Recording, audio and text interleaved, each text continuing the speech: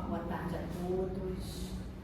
Que a paz do Divino Mestre possa nos envolver, a nós encarnados, aqui na Casa de Francisco de Assis nesta tarde, aos nossos irmãos desencarnados junto a nós, que possamos dar início a mais uma reunião, envolvidos em muito amparo, muita luz, pelos nossos irmãos franciscanos, por toda essa equipe da espiritualidade maior, envolvendo a todos nós, a nossa irmã Mônica, nesta tarde, que possamos estar em vibrações de fraternidade, unidos em pensamento e em coração. Então, dando início à reunião desta tarde, pelo livro Vinha de Luz, pelo Espírito Emmanuel, pela psicografia de Francisco Cândido Xavier. E a mensagem desta tarde, número 82, sem desfalecimento. E não nos cansemos de fazer bem, porque a seu tempo ceifaremos, se não houvermos desfalecido. Paulo está na carta aos Gálatas, no capítulo 6, versículo 9. Há pessoas de singulares disposições em matéria de serviço espiritual. Hoje creem, amanhã descreem. Entregaram-se ontem às manifestações da fé. Entretanto, porque alguém não se curou de uma enxaqueca, perdem hoje a confiança, penetrando o caminho largo da negação. Iniciam a prática do bem, mas, se aparece um espinho de ingratidão dos semelhantes, proclamam a falência dos propósitos de bem fazer. São crianças que ensaiam o aprendizado na escola da vida, distantes ainda da posição de discípulos do Mestre. O exercício do amor verdadeiro não pode cansar o coração. Quem ama em Cristo Jesus guarda a confiança em Deus, é feliz na renúncia e sabe alimentar-se de esperança. O mal extenua o espírito, mas o bem revigora sempre. O aprendiz sincero do Evangelho, portanto, não se irrita nem conhece a derrota nas lutas edificantes, porque compreende o desânimo por perda de oportunidades. Problemas da alma não se circunscrevem a questões de dias e semanas terrestres, nem podem viver condicionados a deficiências físicas. São problemas de vida, renovação e eternidade. Não te canses, pois, de fazer o bem, convencido, todavia, de que a colheita por tuas próprias mãos depende de prosseguires no sacerdócio do amor, sem desfalecimentos. Como agradecemos essa mensagem belíssima nesta tarde, envolvendo os nossos corações nesse entendimento de realizarmos todo o bem, de servirmos na estrada divina do Mestre amoroso, e que possamos então dar início à reunião desta tarde com a nossa irmã Mônica, com o tema chamada e escolha na tarde de hoje. Muita paz, muito bem aos nossos corações. Graças a Deus. Boa tarde. A gente sabe que não tem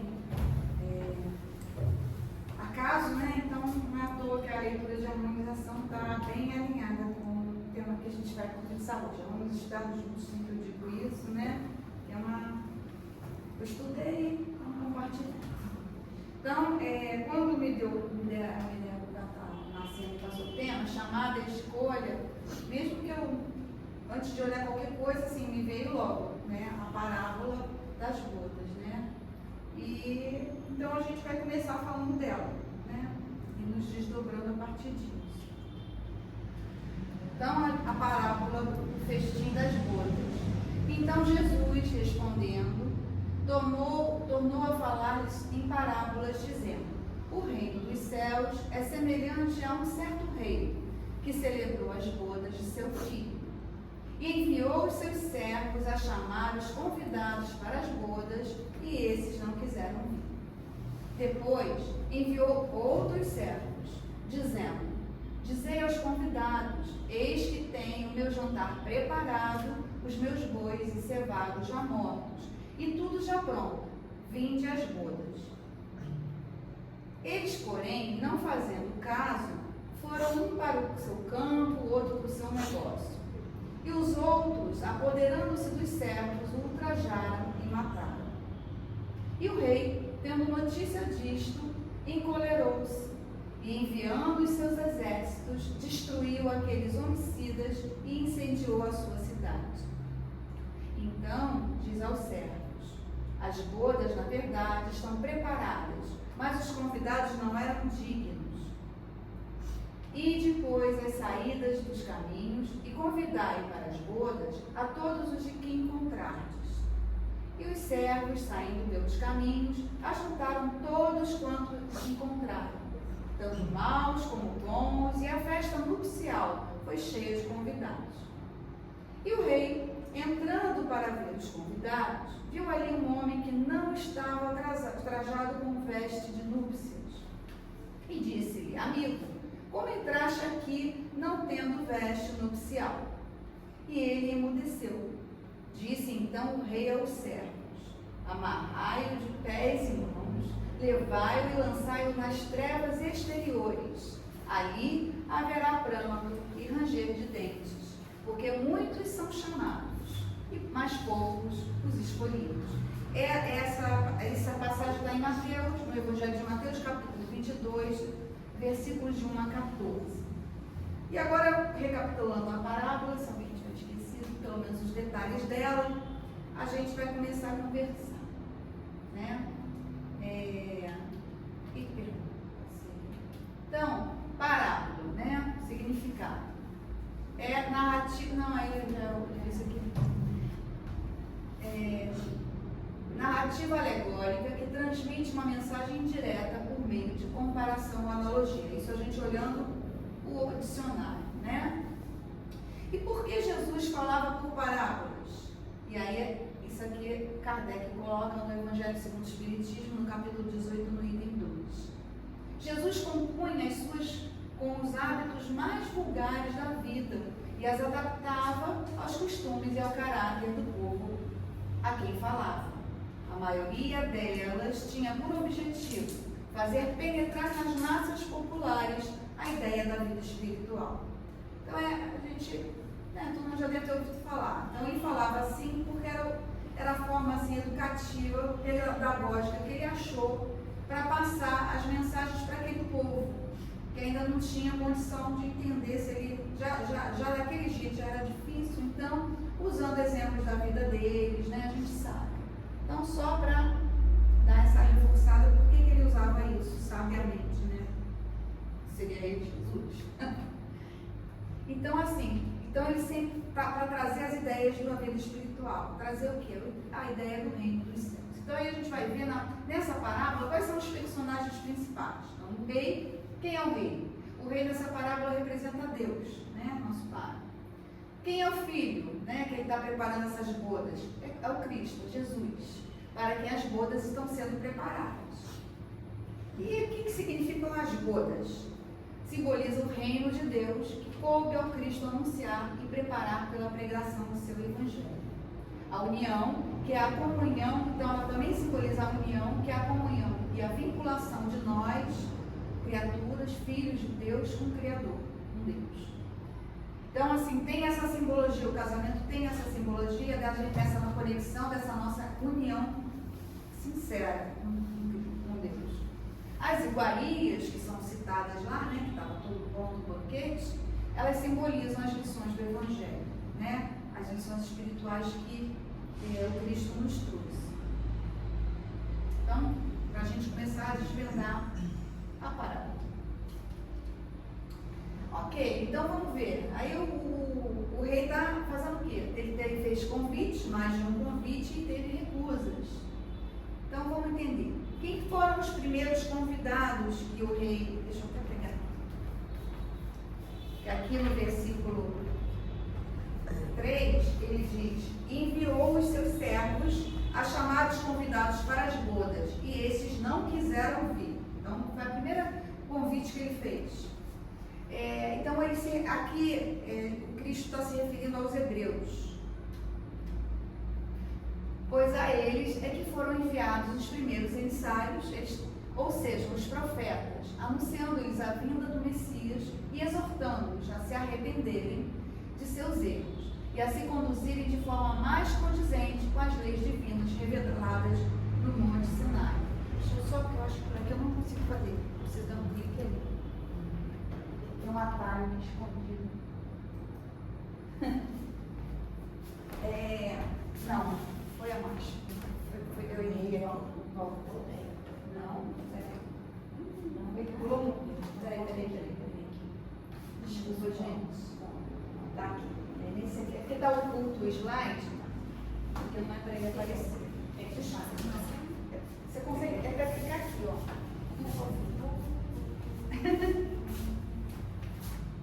Tá voltando.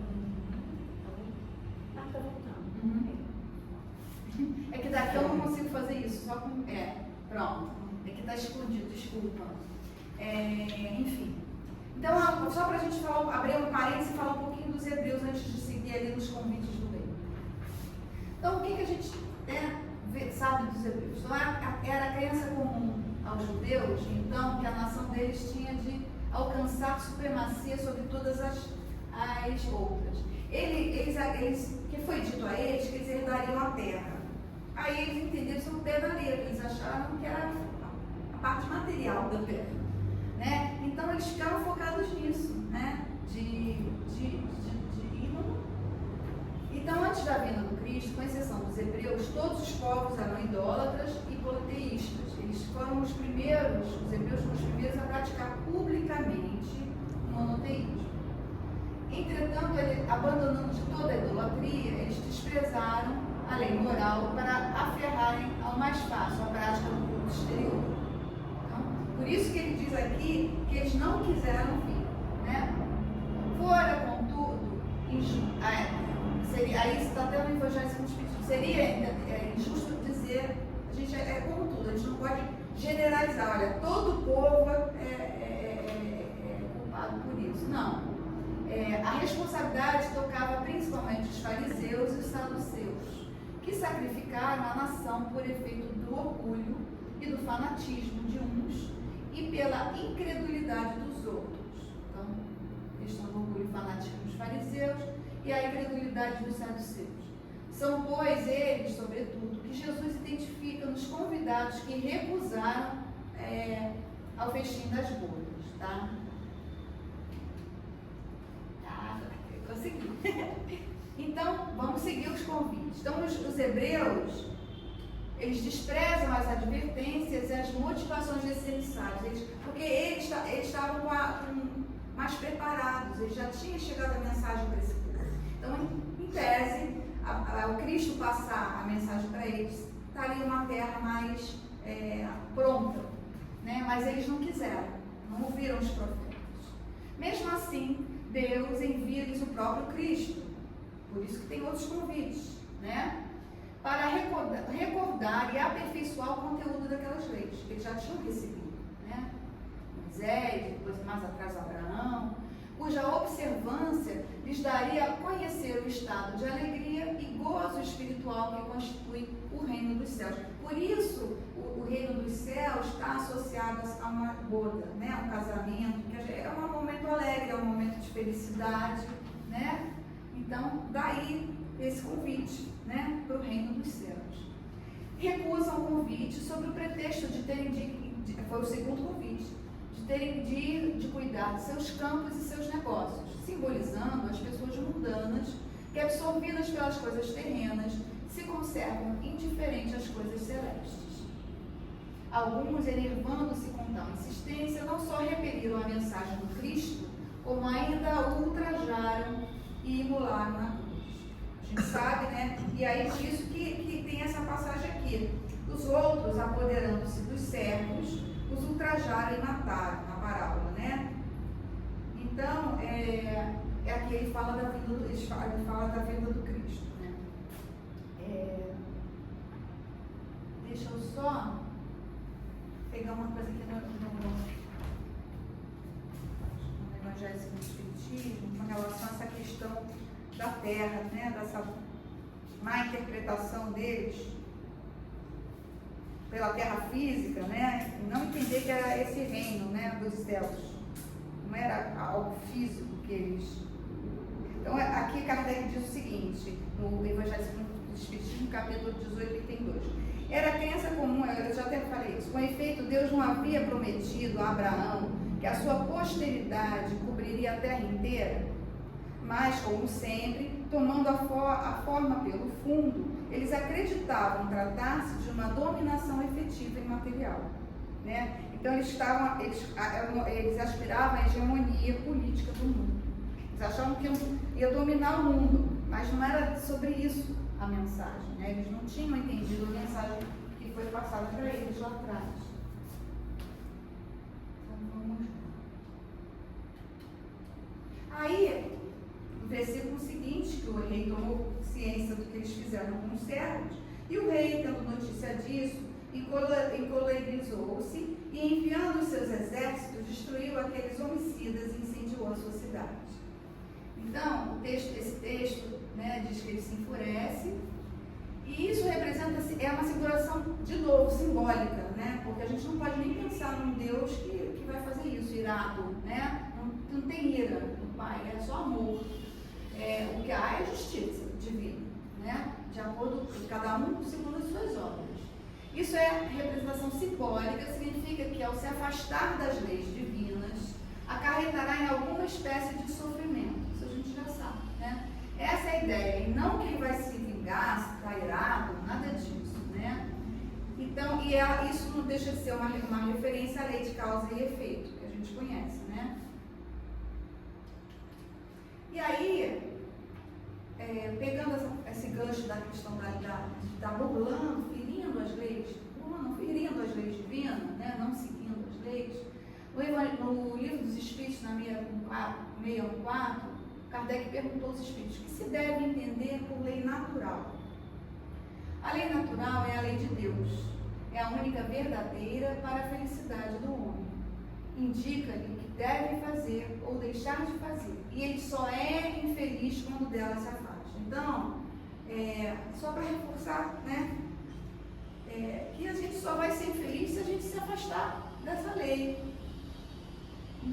Se a gente seguir direitinho o amor, não vai ter erro. A gente vai ter, com certeza, felicidade. Então, quando ele falou aqui, né, de quem se afasta, no caso, das leis de Deus, vai ter que passar pela lei de ação e reação. Tá lá, então tá. E esse convite que o rei fez, ele é um convite só para alguns? Não, convite, tanto que ele depois manda chamar todo mundo, né? O convite foi para todos. Ele, após a recusa inicial, ele chamou os servos para para as saídas dos caminhos e convidarem todos que encontrarem tanto os bons quanto os maus. Então, assim, o convite que Deus faz para nós é para todos nós. Não importa. Ele não faz, esses aqui chama, esses não chama. Não é que nem a gente, como faz a lista, que não tem dinheiro para chamar todo mundo. Esse aqui tem que voltar. Ele não faz isso, não. O caráter é um caráter universal, né? Ilustra, não é restrito a um povo, não é restrito a uma cultura. Todo mundo, a terra inteira. Expansão do convite. Simboliza a universalidade da mensagem do Cristo, mostrando que todos somos filhos de Deus sem distinção nem privilégio. Porque assim, até eu acho que eu ia falar mais pra frente, eu vou falar agora.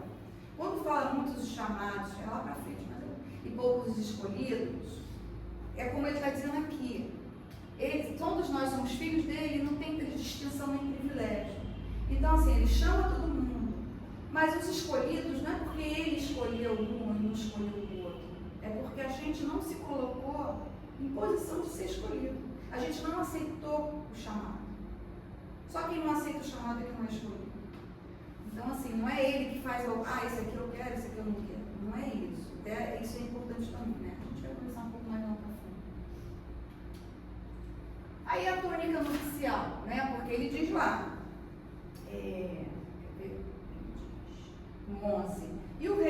entrando para ver os convidados, viu ali um homem que não estava trajado com veste de núpcia e disse: amigo, como entraste aqui não tendo veste nupcial? E ele emudeceu. Então, uma vez que a festa, aí ele já estava ali, desculpa, gente, mas enfim, a túnica nupcial, o que ela simboliza? A pureza de espírito, né? A prática da lei, as virtudes, que cada espírito imortal deve desenvolver ao longo da sua evolução. O perispírito, e aí aqui a gente pode fazer, o perispírito que reflete a condição de pureza ou impureza do espírito é comparado a essa túnica, já nos diz Emmanuel. Então, Emmanuel, aqui já estamos fazendo até uma comparação entre essa veste nupcial e o nosso perispírito. Né? Como é que está o nosso perispírito? E aí Emmanuel diz aqui, no livro Roteiro, nossos impulsos, que tem uma lição chamada perispírito, nossos impulsos, emoções, paixões e virtudes, nele se expressam fielmente. Por isso mesmo, durante séculos e séculos, nos demoraremos nas esferas da luta carnal ou nas regiões que lhe são fronteiriças, purificando a nossa indumentária e embelezando-a, a fim de preparar, segundo o ensinamento de Jesus, a nossa veste nupcial para o banquete do serviço divino. Então, a gente tem que o quê? Se depurar, melhorar. E essa veste que ele fala é o nosso perispírito, né? A ausência da túnica indica que, embora o convite seja universal, como a gente viu, a participação plena no reino de Deus exige um esforço individual de purificação e harmonização com as leis divinas. Então, a gente precisa se esforçar, a gente tem que ter esse movimento de vontade, de ação. Porque aí ele diz aqui, não é uma dádiva gratuita. Os recursos e as oportunidades são dados, mas o mérito e o sabor da conquista vem do esforço pessoal. Então, assim, mesmo que a gente ache que não, ele nos dá recursos para que a gente, enquanto encarnados, consigamos caminhar e evoluir. Resta saber como a gente vai usar os recursos que nos foram dados. Tudo é recurso. A família que a gente está, o trabalho que a gente está, os amigos que a gente tem. De repente está se aproximando dessa doutrina e ter acesso, né, ao material, ao conhecimento que nos foi trazido pelos espíritos. Tudo são recursos. Resta saber como a gente vai usar. Porque a gente nunca está sozinho. Nunca. Então, não basta, porém, ser convidado. Porque convidado todos nós fomos. Quer dizer, não é suficiente dizer-se membro desta ou daquela igreja para tomar parte no banquete celestial. Então, é um banquete celestial. Faz-se necessário, como está eu não citei, está aqui na Parábolas Evangélicas do Rodolfo Caligares. Faz-se necessário, como condição expressa e indispensável, estar revestido da túnica nupcial, isto é, possuir aquela pureza, mansuetude e bondade que caracterizam os verdadeiros cristãos. Os hipócritas, os que se comprazem na indecência, os belicosos, os que defraudam e sacrificam seus semelhantes, os que vivem exclusivamente para si, indiferentes às dores e às aflições do próximo, estes, embora convidados a participar das bodas, serão encontrados sem as vestes adequadas e, pois, não poderão permanecer entre os demais, sendo lançados fora.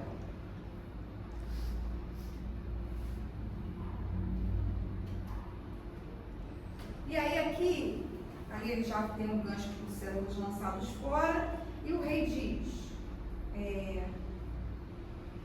diz então o rei aos servos, amarrai-o de pés e mãos. Eu ri porque é impossível Deus fazer um negócio desse, né? Amarrai-o de pés e mãos, levai-o e lançai-o nas trevas exteriores. Ali haverá pranto e ranger de dentes. Só de ler isso já dá medo, né? Pranto e ranger de dentes. Então vamos lá ver essas trevas exteriores. E só haverão trevas exteriores se houverem trevas interiores, né? Porque aí a gente até pode resgatar a questão da sintonia, né? Como é que nós estamos? Porque, inclusive, quando a gente desencarnar, a gente vai chegar no plano espiritual e vai estar junto com os que são afins nossos. É o que a gente traz conosco, que é o que a gente vai levar daqui, que está no nosso espírito, né? No coração, na nossa mente, o que a gente fez aqui, né? Como está ali, né? Se a gente foi só pensou em si mesmo. Então vamos lá. Trevas exteriores, pranto e ranger de dentes. O homem sem a túnica é lançado a trevas exteriores, onde a prancha não é dirigida. Já falamos. Isso é um processo, na verdade, pedagógico. Isso não representa uma exclusão eterna, mas um processo pedagógico que funciona como um alerta para aqueles que se rebelaram contra a lei de amor e fraternidade. De novo, para aqueles que não estão seguindo as leis do Pai. É um processo retificador de convite aos transviados do caminho das leis de Deus, lembrando que Deus é justo. Então, aqui eu até já falei, né, que ela é um reflexo aqui interior, né, nosso, o que a gente tem por dentro, se a gente está se afastando da luz de Deus, de Cristo. Então, assim, o que o Pai faz com a gente sabe. A gente tem que aprender, né? Então, a gente tem que aprender com os nossos erros. Mas isso não é um castigo, isso não é injusto, né? A gente sabe, a gente vai ter que responder pelos erros que a gente cometeu. É só isso.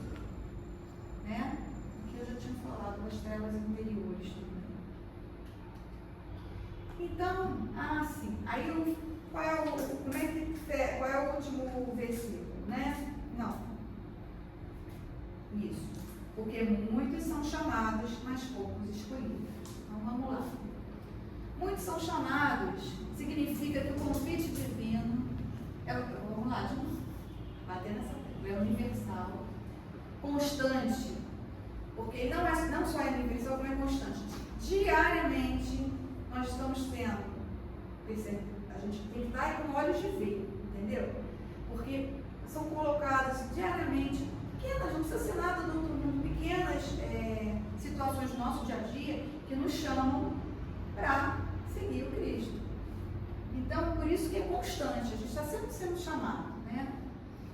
Manifestado através de diversas oportunidades que eu falei, conhecimentos e até mesmo na dificuldade na vida. Por quê? Porque às vezes isso é um grande exercício realmente, mas que é como a gente vai estar vendo. Como é que a gente olha se o copo está vazio ou está meio cheio, né? Então, mesmo perante as dificuldades, e é claro que quando a gente está no olho lá do furacão é muito mais difícil esse exercício, mas ali tem um aprendizado, ali tem um porquê. A gente vai sair dali mais forte. É preciso ter fé, é preciso acreditar.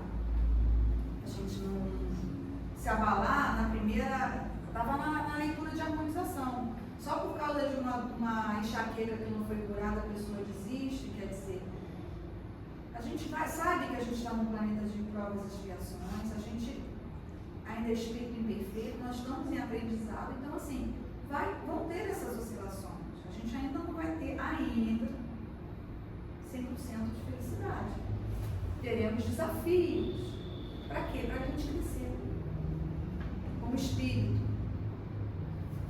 Então, poucos os escolhidos, né?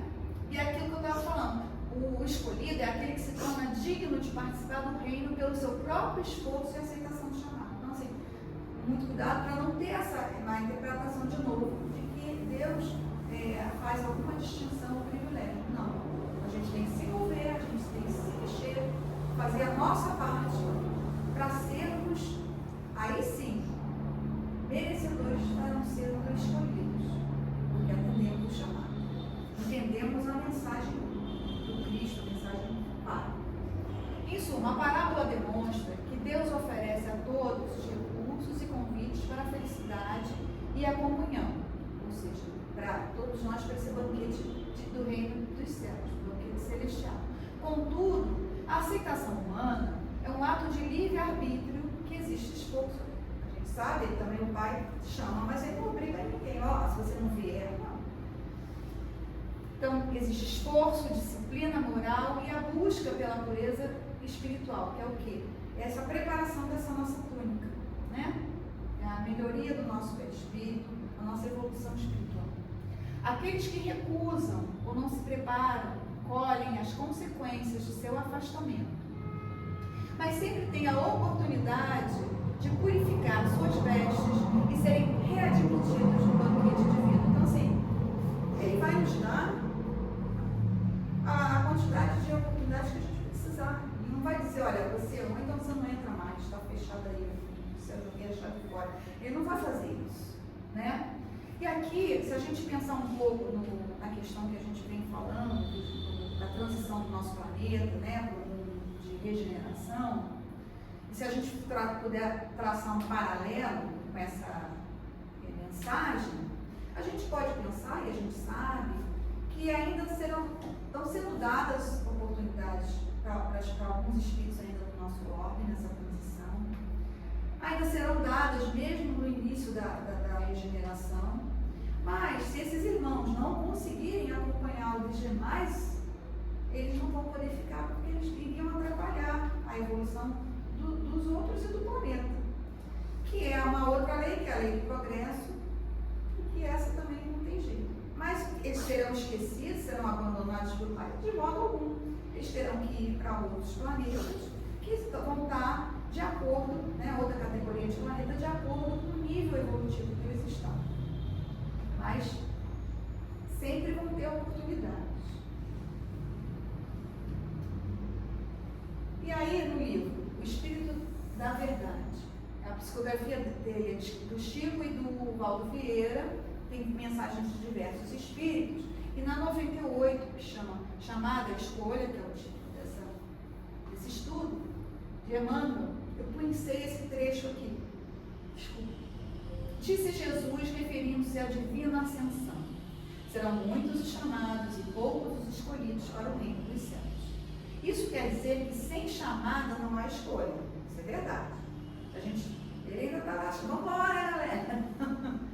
Mas estamos claramente informados de que a chamada vem de Deus, atingindo todas as criaturas na hora justa da evolução.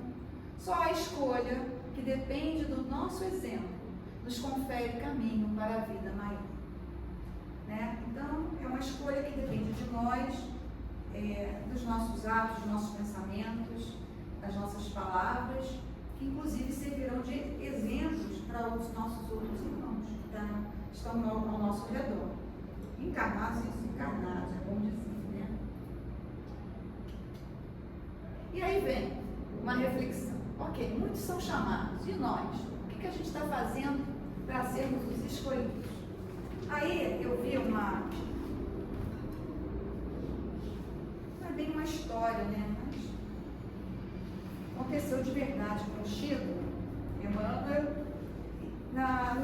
no site chamado Consolador. Eles têm uma sessão chamada 1 Minuto com Chico Xavier. Antigo, né? Então, essa mensagem é de julho de 2016. Emmanuel, o nome é Emmanuel, pregador de cartazes do reino. Chico sempre trocou cartas com Antuíro, não sei se está certo, presidente da Federação Espírita Brasileira. Era o ano de 1946, e em uma dessas cartas registra um sonho e uma passagem verídica. Aí pensaram um trecho da carta do Chico. Foi uma nota de alegria a tua informação inicial do sonho dos cartazes. Quer dizer, o Antuíro já tinha falado com ele sobre um sonho que ele tinha de cartazes. No fim da carta, li a tua referência às notícias do Ismael e ri-me bastante. Emmanuel afirmou, de fato, a um exaltado companheiro que ele, Emmanuel, nada faz e que é um simples pregador de cartazes convidando à festa do reino. E acrescentou que ele não foi ainda pessoalmente convidado à festa, mas que está espalhando cartazes por ordem superior. Achei também a ideia muito engraçada.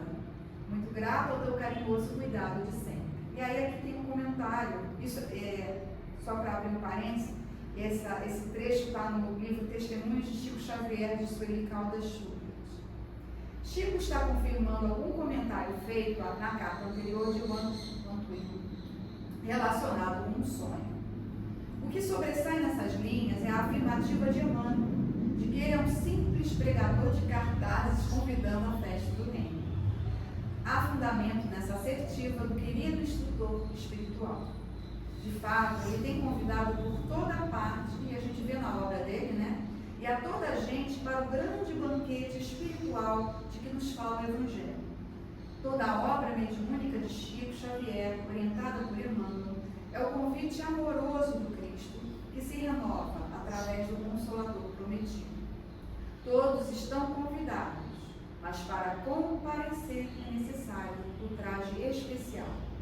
É preciso, antes de tudo, e sob condição expressa, estar revestido da túnica nupcial, isto é, ter puro coração e cumprir a lei segundo o Espírito. Isso está no Evangelho segundo o Espiritismo, capítulo 18. Humildade. Emmanuel acrescenta que ele não foi ainda pessoalmente convidado à festa, mas que está espalhando os cartazes por ordem superior. Uma beleza esse ensinamento feito com tanta singeleza e alegria. Emmanuel é o pregador de cartazes convidando à festa do reino. Quantos estarão atendendo ao convite? Quantos terão condição de comparecer? Achei muito bonito, eu não conhecia no estudo desse trabalho que um palestrante, foi até o Arthur Valadares que falou sobre isso, e eu não conhecia isso, fui pesquisar e achei bem bacana, né? Vamos lá. E aqui, no livro Alma e Coração, Emmanuel nos traz para o reino de Deus. Então, o que a gente precisa para esse reino de Deus? Certamente, Jesus estará sempre conosco no levantamento do reino de Deus. É por isso mesmo, urge reconhecer que para isso ele não reclama demonstrações de heroísmo ou espetáculos de grandeza. Quer dizer, ele não está pedindo nada do outro mundo, é isso que ele está dizendo aqui. Tudo em semelhante edificação é compreensível e simples, mas por essa razão, o Mestre espera que as nossas tarefas compreensíveis e simples sejam cumpridas por nós, em regime de esforço máximo. Então ele diz que a gente tem que se esforçar muito, ao máximo, a fim de que venhamos a colaborar na fundação da estrutura eterna. Então, para a gente, quando a gente diz, né, que quer o reino do céu, quando a gente diz que quer a paz, quando a gente diz que quer a felicidade na terra inteira, a gente tem que lembrar que a gente tem que colaborar, porque nós somos, cada um de nós, isso está dentro de nós, não está fora, peça fundamental para colaborar com Cristo, governador do nosso orbe, para colaborar na fundação da estrutura eterna. Para que atinjamos no mundo o reino de Deus, não nos pede o Senhor peregrinações de sacrifício a regiões particulares. Espera, entretanto, demonstremos coragem suficiente para viver dia por dia no exato cumprimento de nossos deveres, na viagem difícil, diz Emmanuel, da reencarnação. Não exige nos diplomemos, nos preceitos gramaticais do idioma em que desfrutamos agora o privilégio de entendimento mútuo. Espera, porém, que saibamos dizer a palavra equilibrada e reconfortante em auxílio de nossos companheiros na humanidade. Então, que a gente esteja lá sempre pronto, né? Para ter uma palavra de amor, de carinho, ou então até se calar se não tiver nada bom para a gente dizer, ou se aquele irmão estiver só precisando desabafar. Não nos obriga à renúncia dos bens terrenos, porque a gente até já viu, né? Quem recebe isso tem uma razão, é um recurso dado pelo Pai que tem uma razão de ser. A questão é como a gente usa o recurso. Espera, todavia, que nos dediquemos a administrá-los sensatamente, empregando as sobras possíveis no socorro aos irmãos em penúria. Então, até para saber, não tem nada demais ter dinheiro, não é saber como utilizar. E aqui Emmanuel segue: não nos impele as ginásticas especiais para o desenvolvimento prematuro de forças físicas e psíquicas. Ele espera, entretanto, nos esforcemos para barrar pensamentos infelizes, dominando as nossas tendências inferiores. Né? Então a gente tem que domar a nossa mente, domar nossos pensamentos. Né? Saber quando algo vem e não é nosso. Né? E substituir logo por um pensamento positivo. Não nos solicita a perfeição moral de um dia para o outro. Ele sabe, ele conhece cada um de nós. Espera, contudo, isso também não quer dizer que uma pessoa não vai se esforçar e não vai conseguir isso, não. Mas espera, contudo, nos disponhamos a cooperar com ele, suportando injúrias e esquecendo-as em favor do bem comum. É injúria? Não é verdade? Você não sabe disso? Você se calma. Mas não é fácil, não. Mas, eu já contei aqui mais de uma vez, porque é uma história que eu não vou entrar no detalhe, mas que uma vez o Divaldo estava se questionando de uma injúria contra a Joana. E ela falou para ele: mas eu já escrevi, pelas tuas mãos, você já escreveu isso, não é uma injúria, não é verdade. Você está se afligindo, então é isso. Mas é um exercício, né, que Cristo está nos pedindo que a gente faça, né? Não nos determina sistemas sacrificiais de alimentação ou processos da vida incompatíveis com as nossas necessidades justas e naturais. Espera, porém, sejamos no respeito ao corpo que a lei da reencarnação nos haja emprestado, guardando fidelidade invariável aos compromissos que assumimos uns às frentes dos outros. Então, a gente também tem que cuidar desse corpo físico, que também é recurso dado por Deus para nós, porque é o nosso instrumento aqui encarnados. Não nos aconselha o afastamento da vida social, sob o pretexto de preservarmos qualidade para a glória celeste. Então, não é nos isolando que a gente vai conseguir isso. Ele espera, no entanto, que exerçamos bondade, paciência, perdão e amor no trato recíproco, a fim de que, a pouco e pouco, nos certifiquemos de que todos somos irmãos perante o mesmo Pai. ele fecha, Jesus não nos pede o impossível, senão ele não pediria. Solicita-nos apenas a colaboração e trabalho na medida de nossas possibilidades humanas, cabendo-nos, porém, observar que se todos aguardamos ansiosamente o mundo feliz de amanhã, é preciso lembrar que assim como o edifício se levanta na base, o reino de Deus começa em nós. Né? O reino de Deus, ele já disse, está dentro de nós. Né? Então, ele está dentro, ele começa em nós. E cada um de nós vamos edificar esse reino junto com Cristo, atendendo o chamado. Né? Eu tinha mais um texto, mas eu acho que eu vou fechar, tá? Eu vou fechar, eu vou prestigiar, porque aí também a gente faz uma propaganda, que a gente agora está com uma no culto de domingo, na palestra pública de domingo, está prestando tudo do Evangelho. Na palestra pública de domingo, a gente está com a harmonização da nossa irmã Nathalie, na hora do passe, né? E eu acho que essa música, você vai ter que explicar para mim agora também, ela é bem adequada, né, com tudo que a gente falou. Então, aí com isso a gente fecha, né? A gente harmoniza para fechar.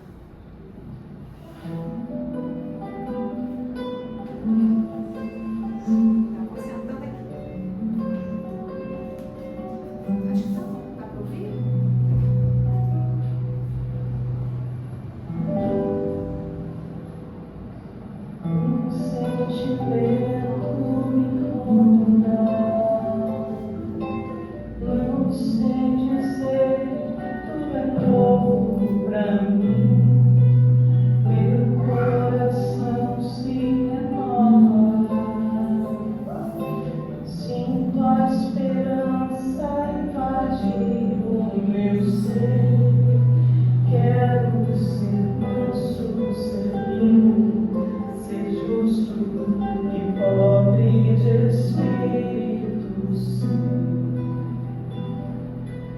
Tua palavra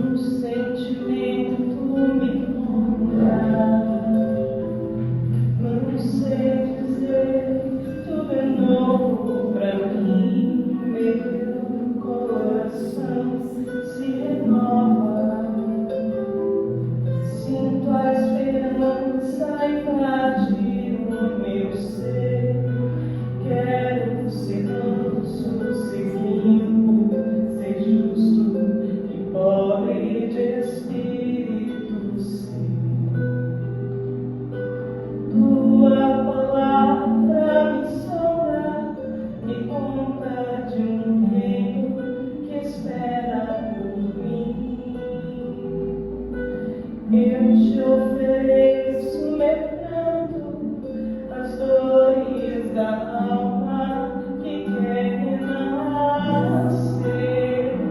Eu ouvi tua voz, teu falar, me encantou. Quis seguir, caminhar, quis saber pra onde vou. Eis-me aqui, minha dor serenou.